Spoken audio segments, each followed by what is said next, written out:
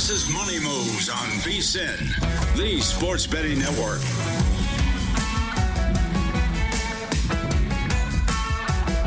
Why didn't we bet more last night? See what I did there? On everything we liked, though, as we welcome you into Money Moves on VSiN, the sports betting network. He's Matt Brown. I'm Stormy Buonantony. We got Brian Ortega behind the glass. Usually we come on the show, couple wins, couple losses, the volatile nature of betting. It's unfortunate sometimes, but it is worth celebrating the wins. And yesterday, Matt, clean sweep for the show across the board. Across the board there. Tigers get it done. The Marlins get it done. The Clippers a little bit closer maybe than we would have liked, but they get it done. Yes. It was a fun ending to that one for sure. So, yeah, I mean, you remember, it seems like we remember the bad days way more than we remember the good days, because it's like, it's almost like that weird deal, the pain of losing fuels you just a little bit better. But yeah, I was very, very excited about last night, and certainly the end of that game played out well for us. Yes, and we're going to dive a little bit deeper into what you just referenced, a little bit more of a sweat for a couple of those games than we would have liked here as we kick off the rundown. So Brian Ortega, if you would, let's fire it up, talk through the top 5 items and guests we've got on deck today on Money Moves. It's time for the top headlines and topics of the day. This is the rundown. So the Clippers, as we mentioned, they hit the bounce back and the zigzag as we talked so much about yesterday. Kawhi Leonard was unbelievable. 39 points, shoots 15 of 19 from the floor. Perfect from the foul line. 5 assists, 3 rebounds, 2 steals, just 1 turnover as well. In an important win for Los Angeles. We took them minus the 1, and it got a little bit dicey there at moments. Yes. To say the least. I thought for sure. So Kawhi is just like scorching hot, and then he goes down and misses 2 shots in a row, and I'm like, oh. So this is how this is going to go down. It's like he has the most epic 3 3/4 there you can have, and then it's like the final quarter of a quarter. This is how we lose this bet. But fortunately, got it together and got some help there. Of course, Norm Powell hit that massive 3-pointer and all of that. But yeah, it's another the mindset that we have as bettors. From here going, really? This is how it's going to go. This guy plays almost nearly perfect the entire way, and then he's going to let us down. Meanwhile, this was not the only sweat with the Los Angeles team for your girl last night. Oh boy. Because I also bet the LA Kings. I give my whole speech about how much I love them last night and how much I love them in the series. They're up 4-0 in the second period. I'm feeling pretty good. This is like the conversation we had yesterday about... In hockey, by the way, like if anyone's wondering, 4-0 in hockey is basically like insurmountable for everybody out there. You don't get 2-pointers. You don't get 3-pointers. It's a big gap. Yeah. But when you're playing Connor McDavid and Leon Draisaitl and the Edmonton Oilers, anything can happen. And I was like you were talking about yesterday, where you get excited about your win too early. And I wanted to turn the game off. Then Edmonton scores with about 6 seconds left in the second period. And you're like, okay, it'll still be all right. But then they score right away in the third period too. And you're like, all right, well, we still got a 2-goal lead. Can't be that bad.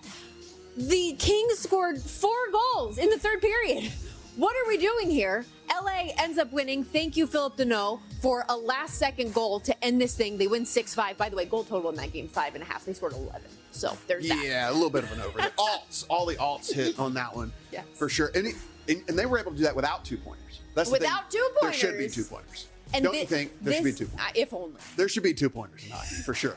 This is what makes the Edmonton Oilers so frustrating, though, and always dangerous, is you can never count them out because of what they can do from a scoring perspective. That said, we will dive more into the NHL as well as the NBA later on in the show. We got 3 games in the association as the playoffs continue, 4 in the National Hockey League, including, by the way, Panthers Lightning Game 1. They really made us wait for the Panthers to begin their title defense, by the way. There are other games that we're seeing on second games. We're about to see a third.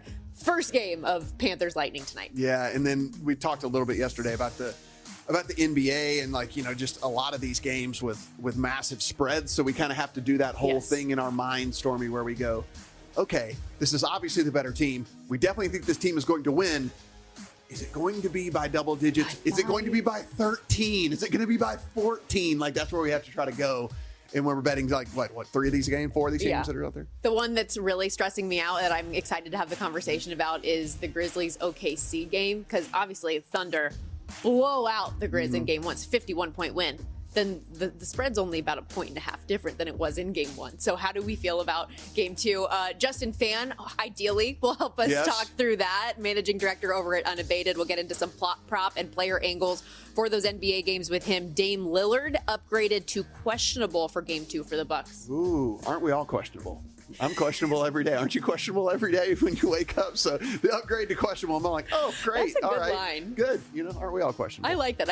I'm stealing that. Yeah. We will also be joined later on in hour two by Adam Burke. He'll join us for the final 30 minutes of the show, break down tonight's 15-game MLB slate, as well as some MLB news. And the NFL draft, Matt, officially just 2 days away now. Yeah, it is starting to heat up here. Again, I think that there is still some value to be had in this.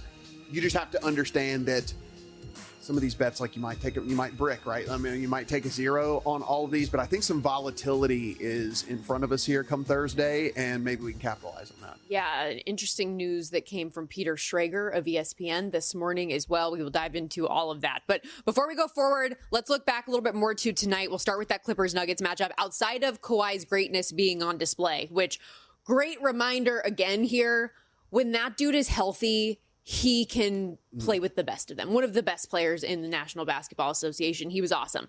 But the biggest thing that stood out to me outside of that in this game was the role reversal in the turnovers. We talked so much yesterday about what was the Clippers' downfall? Well, they had 20 turnovers in game one, and their best player in Kawhi Leonard had 7. What did we see yesterday? Well, you see the Denver Nuggets with 20 turnovers, and their best player in Nikola Jokic had 7. 20-11 in game one, 20-11 in game two, just on the other side of things. And Jokic looked, I don't know, like off a little bit in that one. I mean, he triple-doubled. The missed free throws, too, though. He triple-doubled. I mean, like it's like great. It's like one of those deals, like we're sitting there talking about some of these guys are just so awesome. Then we're like, he's off. He triple-doubled, But yes, it just down the stretch specifically, and I know people are going to point to the fact that he's, a little bit bigger. He's not super ripped or whatever, but it did look like fatigue was setting in at least just a little bit, right? I'm not going to say slow motion, but certainly looked like it wasn't quite as spry as he normally was. And as you mentioned, I mean, maybe that has to do with some of the free throw stuff too. Like you get fatigued and you see these dudes like miss free throws once they get tired. So, I mean, again, still triple-doubled. I mean, they were right there at the very end, but yeah, he just didn't look quite himself. Yeah. Totally agree. I don't think there's any question at this point, though. This is the best series that we've seen, at least through 2 games, 105-102. The final here is back and forth all game. I am officially convinced this series goes 7. I was looking at the market for this on DraftKings this morning. Exact number of games. 6 is the plus 135 favorite, but you can get as high as plus 165 for this to go 7. I also think depending on which side you like, whether it is Denver or LA, you can get a plus money price on this series at any point. Like, I bet the Clippers plus 120 before round 1 began. Then they became the favorite. Then Denver wins game 1. They become the favorite. Now we're sitting in a spot where Denver is plus 140. But if you truly like Denver to win this series, I think you wait until after game 3 because the Clippers, in my view, and they're a 5-point favorite to do so, win game 1 at home. And then you're going to get an even better, like, plus 200 or more number on the Nuggets. So there's a lot of opportunity betting plus money prices in this series. I am very interested to see what Jokic looks like, though, here. I mean, played 43 minutes in this one. If you look at kind of how their rotation went, only 5 guys played significant minutes. I mean, Westbrook played 23 off of the bench, but then 14, 7, and 5. They only went really kind of 3.5 man, kind of went like 6.5 man rotation there for this squad. So 43 minutes for Jokic. And as we said, definitely looked a little sluggish down the stretch. Does he bounce back? Meanwhile, in the Eastern Conference last night, the Pistons rebounded from their game 1 fourth quarter collapse to tie the series with the Knicks at 1. Also, I didn't even realize that it was a 15-game postseason losing streak, an NBA record for them. So that finally snapped. Knicks did surge again in the fourth quarter, but the Pistons held them off. They not only covered the 6.5, but win outright 100-94 in this one. So yesterday we did see both of those zigzag spot bets come through. And unlike what we're talking about with Kawhi Leonard stepping up and doing what he needed to do for this Clippers team, Karl-Anthony Towns was a no-show there for this Knicks squad, and it certainly showed. I mean, he was only 5'11 from the floor, 0 of 2 from downtown, didn't even get to the free throw line. Like in the entire game, didn't get to the free throw line at all. 10 points, 6 boards, no assists for Karl-Anthony Towns, and of course went scoreless in the fourth quarter for this Knicks squad. And that's not the formula for getting it done. For sure. But, I mean, it's almost like the Pistons kind of deserved. Because they deserved this one. They deserved this one. They've been the better team for 7 of 8 quarters through 2 games so far. So good on them for getting the win yesterday. Also, both games yesterday fell well under their respective totals. Pistons-Knicks, 220.5. Lands, 194. Clippers-Nuggets, 217.5 at close. 207 points scored in that one. NBA playoff unders in general so far have been pretty thematic to this point, and we are seeing the market adjust to that in a handful of these games. Yeah, it is. And I think that, again, once we get into the playoffs, guys, you'll notice this, and we'll talk to Justin about this, like even from a prop standpoint or whatever, like it gets sharp quick, right? Because the fewer games for people to bet on, everyone's focused on the same thing or whatever. So, if you have a strong position one way or another, you kind of want to be on it sooner than later because it's not going to last. Meanwhile, to round out what we saw in the NHL last night, I already mentioned my sweat that should not have been a sweat with the Los Angeles Kings, but we also saw the Jets take a 2-0 lead over the Blues, 2-1 win there. The Stars, the upset of the day, upsetting the Avs in a back-and-forth overtime game, 4-3 final there, and that's the Stars without their 2 stars in Jason Robinson and Miro Heiskanen. So that series now tied at 1, but remember, Colorado did steal home ice in Game 1, and they're headed back to Denver on Wednesday. And last but certainly not least, have a day. Alex Ovechkin, he's involved in all 3 goals yesterday for the Caps. 2 goals, 1 assist, and the overtime GWG, the game winner. How is this his first ever game-winning goal in overtime in the playoffs? I was shocked to learn that as the Caps beat Montreal in overtime. 152 career playoff games, his first overtime game winner. That said, we're going to hit our first break of the day. We're just getting started here on Money Moves. Back to the NBA, looking at the games upon us tonight and how we're playing things.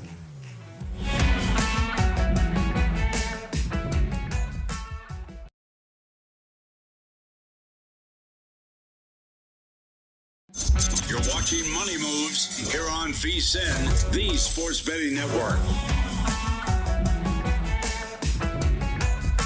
The NBA postseason rolls on tonight. We got 3 games on tap as round 1 continues. Welcome back to Money Moves on VSiN, the Sports Betting Network, Sirius XM, channel 158, alongside Matt Brown, Stormy Buonantony with you. And let's start with the first game of the day. Bucks Pacers. Milwaukee got embarrassed in Game 1, 117-98 the final. Giannis had no help from anybody else in the starting 5.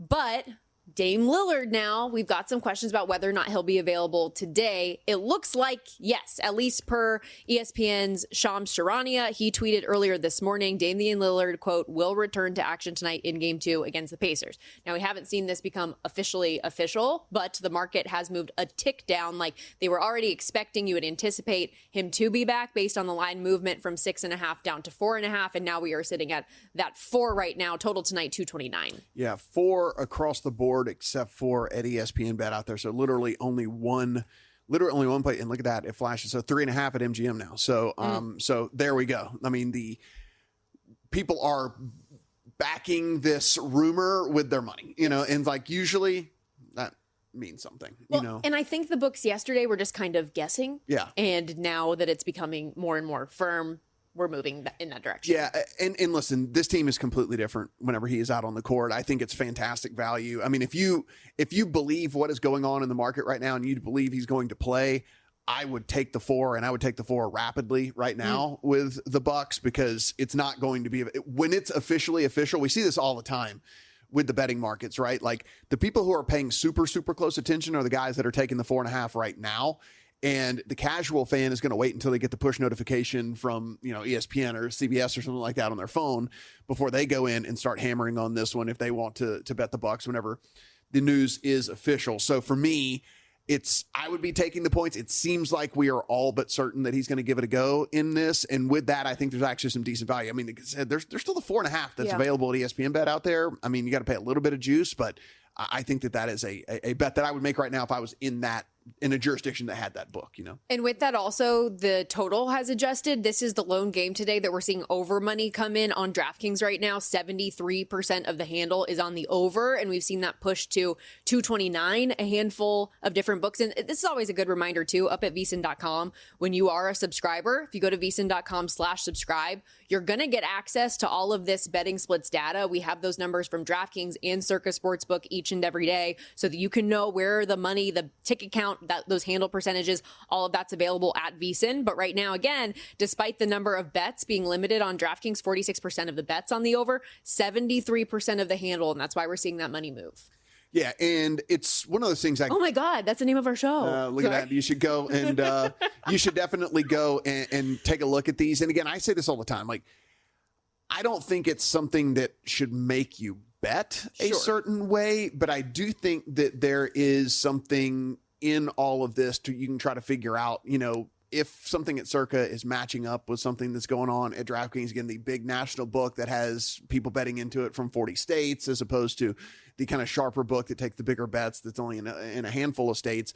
If something's aligning there with all of that, then there's probably something to it, So more than anything, it can help you look into something a little bit further, which obviously as bettors, any little bit of help that we can get along the way, certainly we will take, No question about it. And so I mentioned that game taking over money. The other two are seeing things move toward the under. Grizzlies Thunder is down from 230 to as low in some places as 228.5. The big mover, though, is Lakers Timberwolves, open 217.5, Matt. Currently 210.5 is that consensus number. Yeah, I'm looking at this Grizzlies Thunder game. I mean, we talked a little bit about this yesterday, but these type of games are the games that are very, very hard for me to handicap. You get up into a 14.5 point spread, Stormy, and it's like, okay, are they the better team? Obviously. Are they the best team in the NBA? Maybe. Are they going to win this game? Again, at home, we feel pretty confident that they are. But now I've got to tell you whether they're going to win by 15 points or not, right? And that just comes down to a motivational factor, right? I mean, once you get up a certain amount of points, is there motivation for some of the stars to go rest a little bit, right? I mean, and keep their legs fresh and reduce the risk of injury, et cetera, et cetera. That is the very hard handicap for me in these type of games, specifically in the playoffs too, where we anticipate additional minutes for dudes. However, you get up 22 points. Right. Why? What are you doing with all of that? So really, really tough handicap. I mean, there's that layer of it, and this is also the NBA. Teams make adjustments. Mm-hmm. I imagine the Grizzlies are probably pretty embarrassed from what happened in Game 1. John Morant did come out and say, we are not going to play that bad again. Quite frankly, it would be hard to do I was going to say, pretty good prediction because, I mean, when you're on level 2, it's, you only got one place to go. But I do expect to see more effort, better defense, more fight, and all of those things from the Grizzlies. Meanwhile, your point is well taken on OKC. If they are up big, do they need to win big? Probably not. Yeah. In terms of the betting splits here, this is interesting because you look at the DraftKings numbers, 70% of the bets, 75% of the tickets, of the handle, are coming in on OKC. The public is laying that number and they're not scared about it after seeing the 51-point win in Game 1. Meanwhile, you look at Circa, which takes more of those professional wagers and some of those bigger bets. It's actually 26% of the handle coming in that's on OKC, and everybody else is taking the points in that spot. If you are a public bettor and you're betting the Grizzlies, I understand it based on what you saw in Game 1. Yeah. Based on the fact that the Grizzlies are the best cover team in the NBA and they cover these double-digit spreads more often than not. I was even just looking through their game logs the last 10 coming in. They were favored by the last 10 games that they were favored by 9 points or more. They covered in 9, winning by an average of 22.2 points per game. The Grizzlies do that, but playoff basketball is a little bit different. Yeah, and I'll put it this way.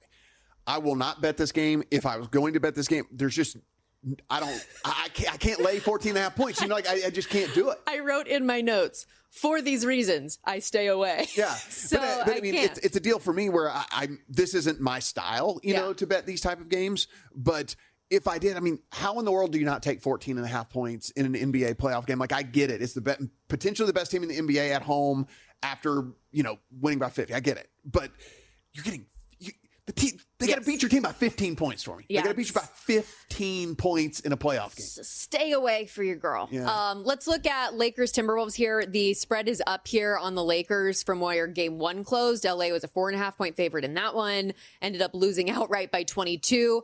And I think sportsbooks think like I think, and like I discussed on the show yesterday, Lakers aren't going to drop 2 in a row at home. So bettors are going to come in on LA in the bounce back. The sportsbook makes that adjustment to 5.5, and we're now showing 6 with people betting it. Also, as I referenced a moment ago, big move on the total, down 7 points to 10.5.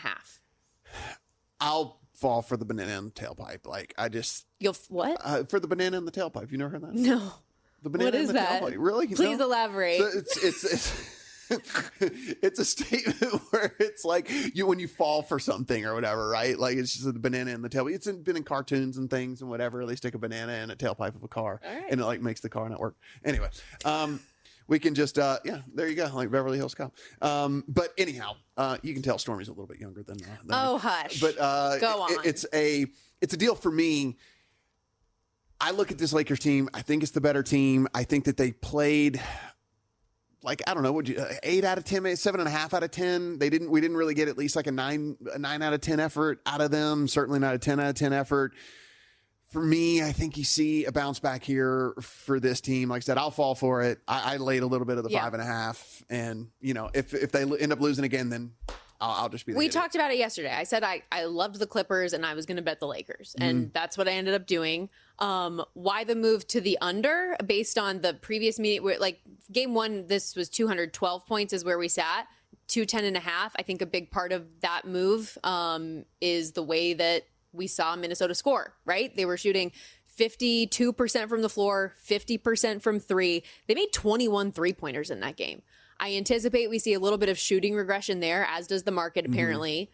And like for as pure as the Timberwolves shot, I expect the Lakers to play some defense this time around too, no? Yes.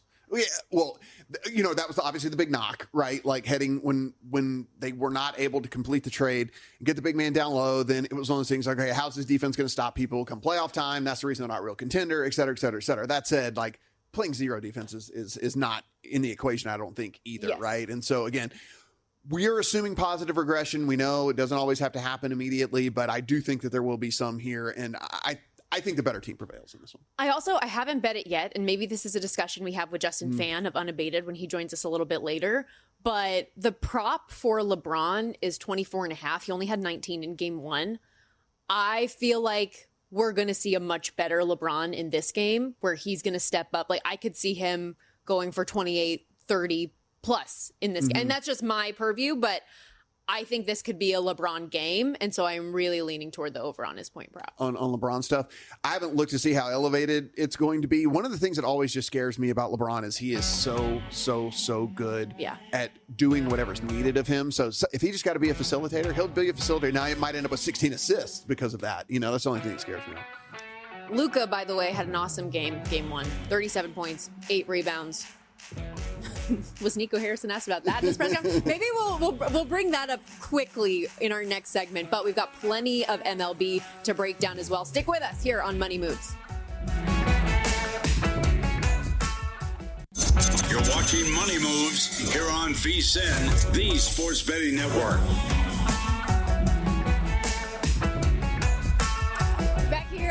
Money Moves, VSiN, the Sports Betting Network. Matt Brown and Stormy Buonantony with you. We talked plenty of NBA so far on the show, but I do just need to get this one last thing out of my system as we were talking about Luka Doncic at the end of last segment. I could not help but be taken aback by the comments from Mavs GM Nico Harrison in yesterday's end of season press conference. We have the clip for you here, but it has been fascinating to see the sports world's reaction to Nico Harrison again putting his foot in his mouth when it comes to this trade. Take a listen.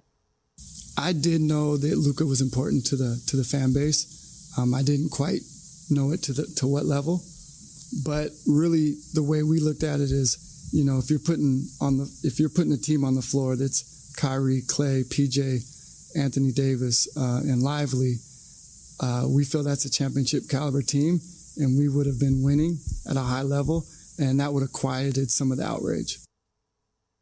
What was your thought when you heard this yesterday? Yeah. It's, we were talking on the break. He doesn't necessarily have to do this. He's going out there and doing it. I guess props to him for doing it. He could run, could hide, he's doing that. But it just seems like every time stuff comes out, it's just the wrong stuff. Every single time. It makes you seem like you don't know what you're talking, like what job you took over. What do you mean you didn't know he was that popular? He's like the second best player in your franchise's history, or like he's a top 2 player in your franchise's history. He's going to be a Hall of Famer one day. Like it's absurd. Yeah. again, there's all kinds of what's going on with the Mavericks and why they were sold in the first place and all of that. I mean, wasn't necessarily sports people that took over with all of that stuff and whatnot. So ulterior motives for sure, but neither here nor there to come out and say on the microphone that like you didn't know Luka. I mean, like walk around the arena, dude. What jerseys are they wearing? It's every jersey. No one's wearing any other jersey. I mean, that's the jersey. So I don't know. It's almost like if I say this, maybe it's like people think that I really didn't know, and so it's okay. It's like no, it makes you look stupid. It makes you look dumb. Charles Barkley yesterday, just like deadpan, looking straight into the camera, said, "Nico, don't do any more press conferences. I have zero idea what you're trying to do. This war is over, brother. You've taken the L," which I totally agree with. And like you said, he doesn't have to answer the questions. I'm not going to give him props for answering the questions. His PR people should be on top of this with him by this point and simply say, we have already answered all of the questions that need to be asked about Luka Doncic. He is no longer on our roster anymore. We're going to focus on the people and the players that are on our roster and on our organization and what's the future of the Dallas Mavericks going to look like and things that we can do in the future to build on this. Like, that's all you have to do. That's all you have to say. And you don't have to worry about these headlines anymore. Go full Bill Belichick on their asses, it's just unnecessary. And so that's my 2 cents on it. Get better PR in Dallas. The other thing I learned, the Cowboys could use some. The other thing I learned on the break is what the Calendar twins do, and like the Cavender twins. What Cavender? What the Cavender twins? I'm getting you learned up on NIL because apparently they were talking trash about the Carson Beck. Yeah. Yeah. I don't want to go spread rumor. I guess it's not a rumor. It's out there. Their faces talking about it. Yeah, it's out there. Carson Beck apparently not a cool dude.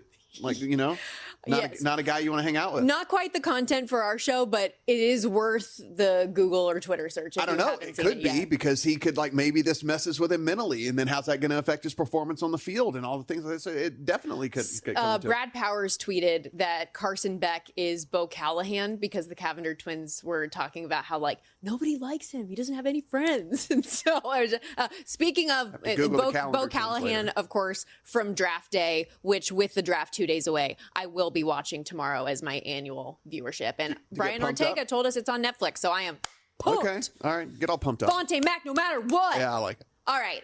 Real quickly, I want to get to a little bit of Major League Baseball here. And honestly, before we get to the games, this needs to be discussed. For anyone who missed it yesterday, we talked about this in a commercial break. Didn't get to it on the air. But this huge thing about Nick Castellanos, all the love on him, all of the bets on him to hit a home run. He did not go yard. Saw this from ESPN's David Purdom. Sportsbooks cleaned up. BetMGM said there were more bets on Castellanos to hit a home run than there were on any MLB team to win yesterday. At ESPN Bet, more money was waged on Castellanos to hit a home run in the Phillies game against the Mets than had been bet on any other home run hitter in any game this season. Shohei Ohtani on April 13th against the Cubs attracted the most money from bettors previously.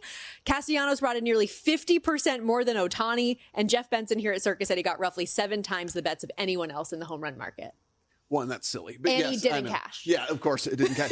One other thing that we did talk about yesterday that I think does carry over just moving forward in general. It's kind of the betting. It's the baseball betting thing that everyone should take away. So getting past the surface stats, right? We talked about Randy Vasquez and how he was just literally dancing through raindrops, right? Like this dude had this 173 ERA with these advanced stats and predictive stats that showed he is much, much, much worse than that. Well, that's the reason we were on the Tigers yesterday. And what happened? Vasquez goes 2 innings. He throws 68 pitches in those 2 innings. He walks 3, 5 hits, 6 earned. He only strikes out 1 because remember we talked about he doesn't miss bats either. Only strikes out 1 and gets out of there. By the way, all 6 runs Detroit scored in that game were on him in the first 2 innings. They didn't score again after that. But yeah, it's just you got to look past the just surface stats there, specifically with these pitchers, and look in and see what they're bringing to the table. And that's how you start your handicap with these baseball games. So that one came through for us. I had a couple close calls. I had the Braves yesterday in that parlay with the Tigers. 6-7, the final there. Sean Murphy has the 3-run home run in the 8th, and they are in this position where they're up big. Then St. Louis comes back. Did you see the way it ended, though, with Nolan Arenado? Yeah.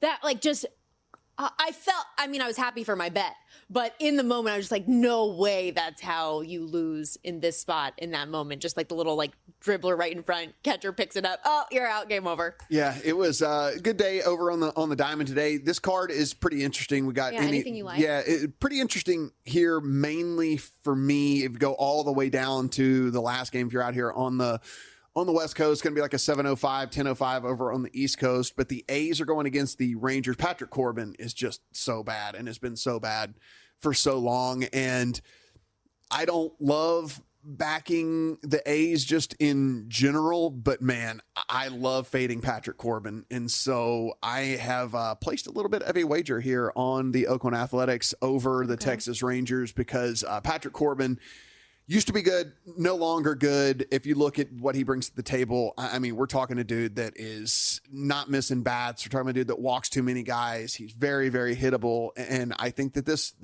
lineup for this A's team, they're not going to win a ton of games just because at the end of the day, the pitching staff isn't all that strong, whatever. But they're froggy, man. No one's going to love playing the A's. That's for sure. Where they were the doormat last year, no one's going to love seeing the A's on the schedule. Also, I know I made the joke yesterday of fading the White Sox and Rockies in a 2-leg parlay every day just to see what we have. The Twins, who are a 7-win baseball team, are a minus 250 favorite against the White Sox today. What are we doing? At this what point is life right now? I was going to say, at this point in the season, too, it's just and it's been bet up, minus 258. Yeah. I will say this. So, Ober's on the hill for the Twins. He does have a pulse, right? So, I mean, I get it, but, dude, with this Twins team, there's just no way I'm laying that type of price for the Twins. There's just absolutely no way, but they do have one of their dudes that has a pulse on the hill for them. So I understand. Bubic is going for the Royals in this game against the Rockies. You mentioned this Rockies team and how bad they are. The strikeout prop's pretty high for him. That being said, this Rockies team is really bad. Bubic has been really good so far. I think playing over a 6.5 on him. I know it's it's a little dicey considering we're not letting these pitchers go super long in games early on in the season, but Stormy, this Rockies team, lots of swing and miss. Bubic has been really good so far with getting the strikeouts. And so I played a little on that as well. Not something you go crazy on because, again, some factors here early on in the season that we can't control. I do have an F5 play on the Diamondbacks, but we can hit that a little bit later. We'll have best bets. We'll also talk through the entire 15-game slate when VSiN managing editor Adam Burke joins the program coming up in hour 2. But quick reminder, everybody, if you haven't checked out Edge Boost yet, you definitely should. It's the first ever bank account built for bettors, ensuring any and all gambling transactions are approved. No usage fees, no minimums. You get cash back rewards, 100% approval for all betting deposits. Sign up today at edgeboost.bet. That's edgeboost.bet. And when you use our promo code MONEY, deposit $25, EdgeBoost is going to match that deposit for you. Again, head over to edgeboost.bet. Now, when we come back, we're going to dive back into the NBA postseason. Justin Phan, managing director over at Unabated Sports, is going to stop by, give us the lowdown, especially on the prop market for the games today. I think with that news that Damian Lillard is going to participate here in Game 2 against the Pacers, there could be potential advantages elsewhere. So we'll get into that and more with Justin in a moment.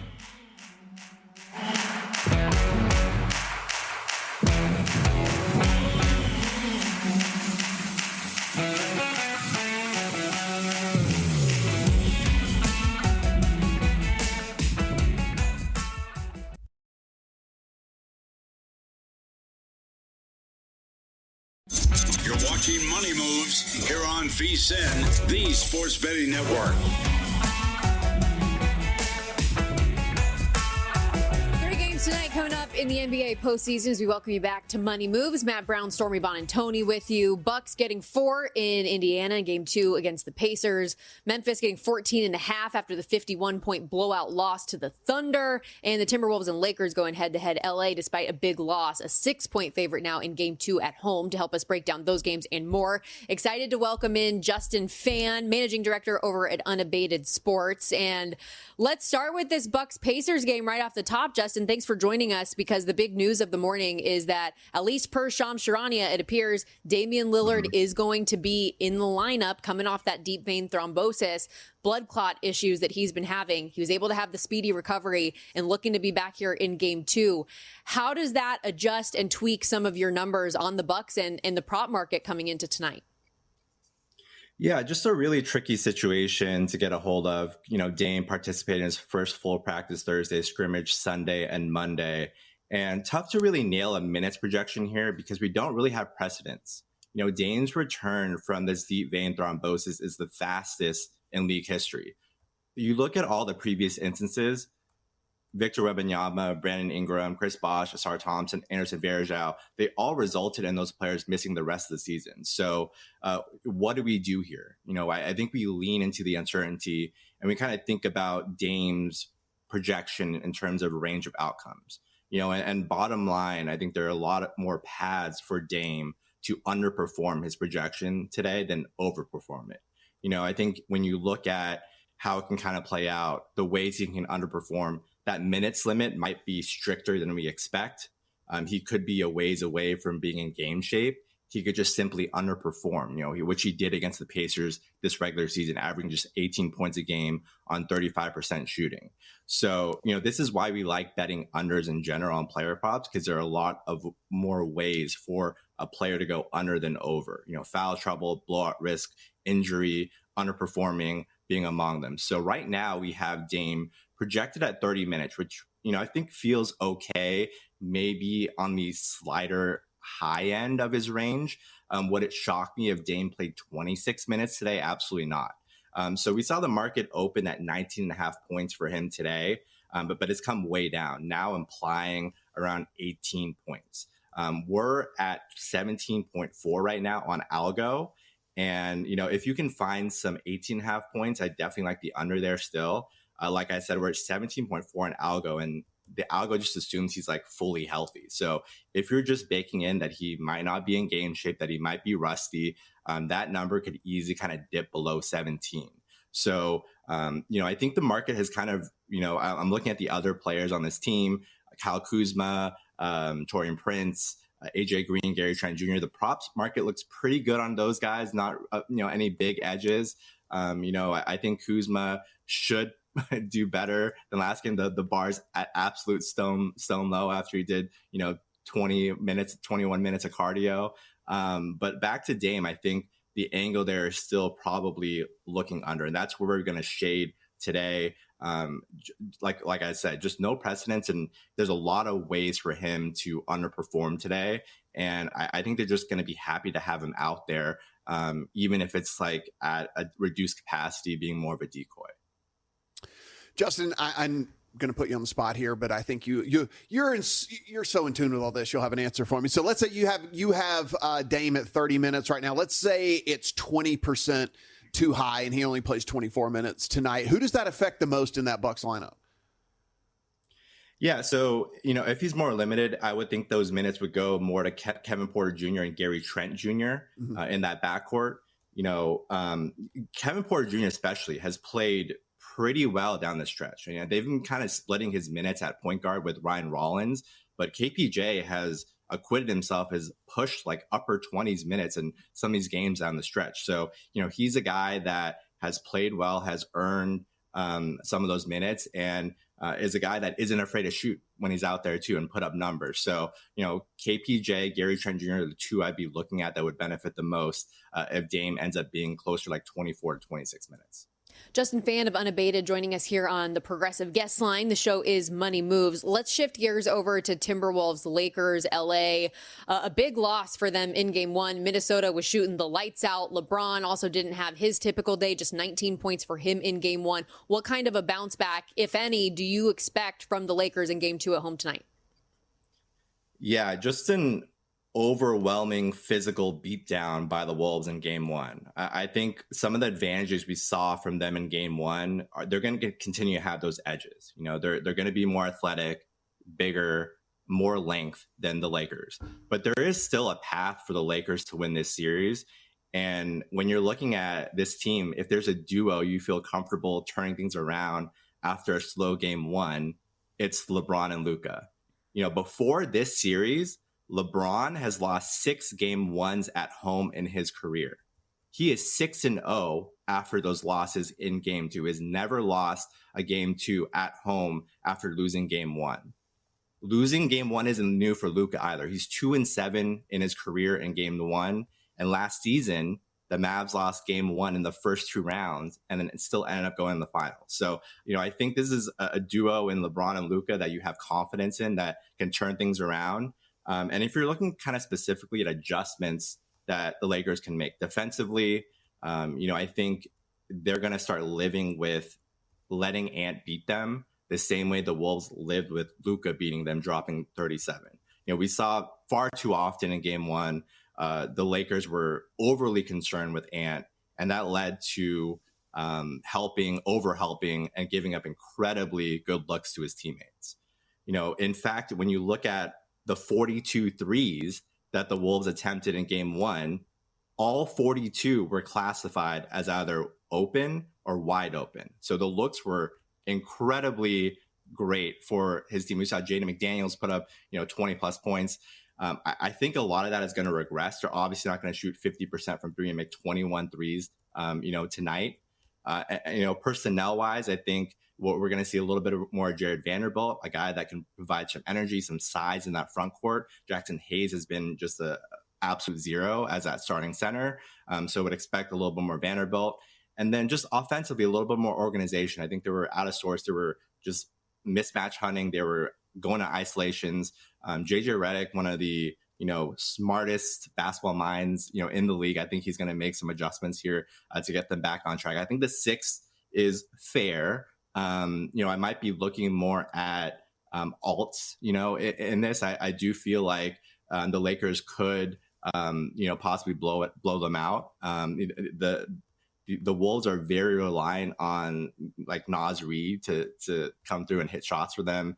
Could see them game planning and shutting down the rest of the supporting cast in this one and bouncing back strong at home. So I do like the Lakers in this one and have full confidence that LeBron, Luka, JJ Redick will make the necessary adjustments to kind of get things back on track and make a strong statement in game 2.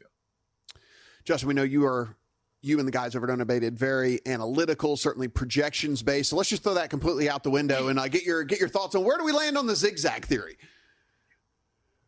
Yeah, I know you guys talked about this recently, but I think for me, any like blanket trends or any zigzag theory or anything like that is something I don't really subscribe to. In the prop market specifically, I see analysis all the time that this player has gone over his rebounds prop in 9 of his last 10 games. Okay, so what if the book adjusted from 8.5 to 9.5 this game? Like the number is ultimately all that really matters. And when I hear things like, he's covered 9 of the last 10 games, or the zigzag theory, or bet unders during the playoffs because the pace slows down, there's more ISOs, etc. Yeah, I mean, that stuff is true to an extent, but the books know that too. And that's baked in. So ultimately for us at Unabated, the line, the price is ultimately what matters. So blindly kind of subscribing to trends or theories like that, not really, what I'm interested in looking at. Yeah, and Justin, I will say, as we talk about it, because I said on the show yesterday, I am a believer in the zigzag theory situationally. Like like you said, it can't be a blanket trend. We're just blindly betting all of these things, but dependent on the situation, if it makes sense, yes, to your point, numbers wise, but also just like a feeling that I have about a team, that's what's going to angle me more toward that. We so appreciate your time today. As always, Justin, you're crushing it. Thanks for all the work you do. Thanks for having me. Justin Phan, everybody. And if you want more analysis like this, particularly in the NBA prop market, you got to check out all the work that they're doing over there at Unabated. Expert, profitable player prop projections. Say that 10 times twice. For every game in real time. They're also really quick to releasing breaking news to help you find an edge on various markets, start, sit, projection scenarios, and you get access to their full team through the Discord channels, as well as regular interactive live streams. Head over to unabated.com/vsin if you want to learn more about out their subscription information. Again, unabated.com/VSIN. We're going to take a quick timeout. When we come back, the NFL draft just 2 days away. Some of the news we heard this morning and how the markets are reacting.